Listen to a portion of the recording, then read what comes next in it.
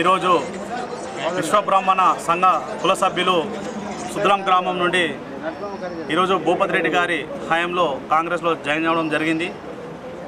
ఏదైతే MP elections ఉన్నాయో ఆ ఎంపీ ఎలక్షన్స్కు ఖచ్చితంగా మా వంతు కృషి చేస్తామని వాళ్ళు ధీమా వ్యక్తం జరిగింది. ఎవరైతే ఈరోజు కాంగ్రెస్లో జాయిన్ అవ్వడం జరిగిందో వారందరికీ పేరు పేరున అభివందనలు, శుభాశిస్సులు. Thank you. జై కాంగ్రెస్. జై కాంగ్రెస్. మరి మీ గ్రామస్తులైనటువంటి సాయిరెడ్డి గారికి, సురేందర్ రెడ్డి గారికి, అదేవిధంగా పెద్దలు కంచెని గంగాధర గారికి అందరు కూడా నమస్కారం తెలియజేస్తూ మీకు అందరు కూడా కాంగ్రెస్ పార్టీలోకి స్వాగతం తెలియజేస్తూ ఉన్నాం.